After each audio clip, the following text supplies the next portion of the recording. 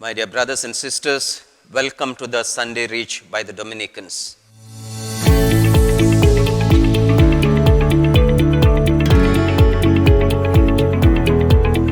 The restrictions due to the coronavirus has prevented us from assembling in large numbers in our churches for this Sunday and on the coming days of the Holy Week.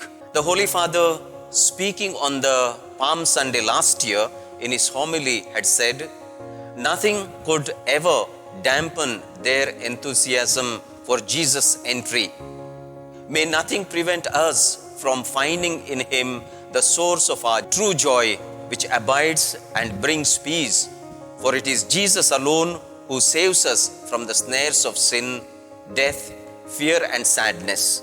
These words have come alive this year when we are faced with such sadness and uncertainty all around us. We do not know what awaits us tomorrow. On this day, Jesus enters Jerusalem as a Messiah, but not the Messiah that was expected by the people around him. Every word of the scripture is fulfilled, but his entry is not heralded by armies, angels or soldiers. He is not accompanied by dignitaries or guards.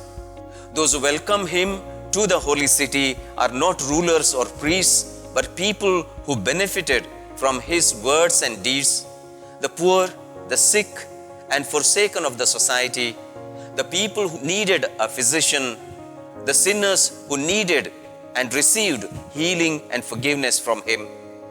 The Mass for Passion Sunday consists of two parts, and it is a Mass with mixed feelings of joy and sadness.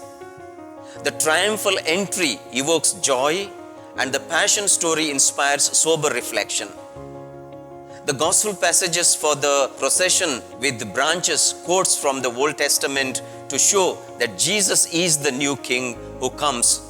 See, your King comes to you in all simplicity, riding on a donkey and on a colt, the foal of a beast of burden. Matthew chapter 21 verses 1 to 11.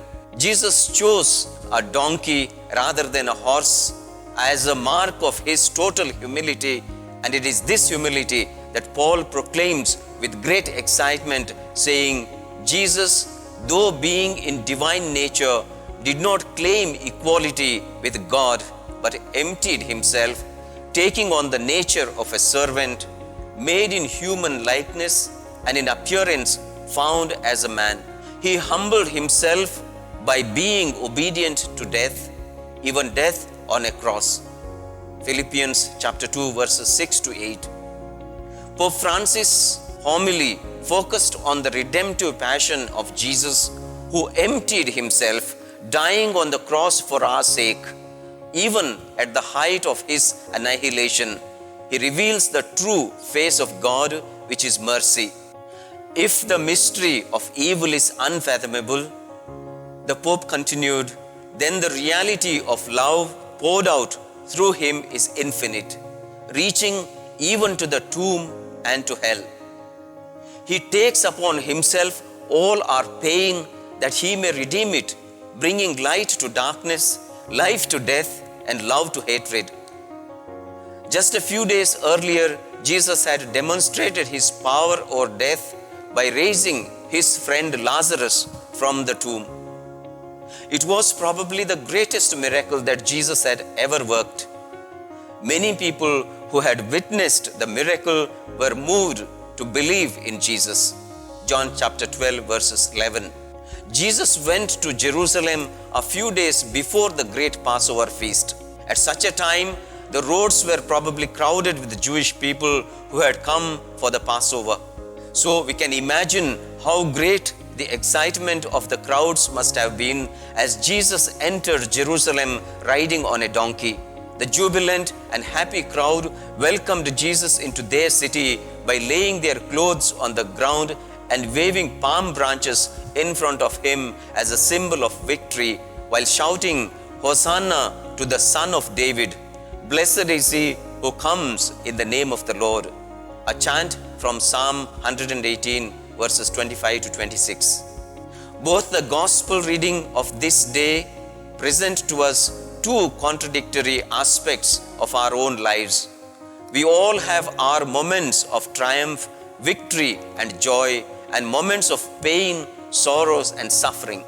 We feel happy and elated when we are successful, when our wishes and needs are fulfilled, when our jobs are secure, when people close to us love us dearly, when we enjoy good health, when people appreciate, applaud, praise, honor, and encourage us.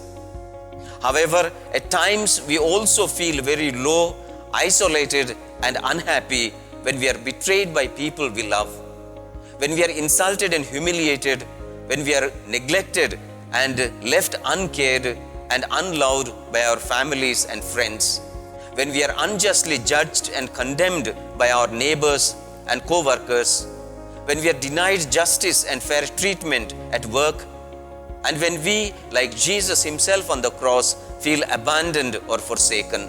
In today's gospel passages, we are greatly encouraged to know that God, who came among us in the person of Jesus Christ, bore all the suffering and evil which we human beings encounter, and that even Jesus himself felt sad and abandoned.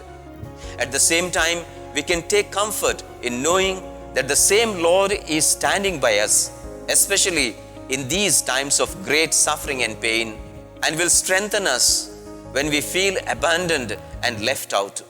God's way of acting, Pope Francis said, may seem very different from our own. Nonetheless, we are called to choose this way, the way of service, of giving, of forgetfulness of ourselves. Jesus invites us to walk on his path. Let us turn our faces to him.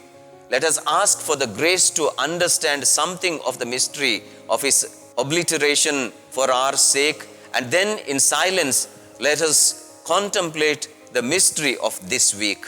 Amen.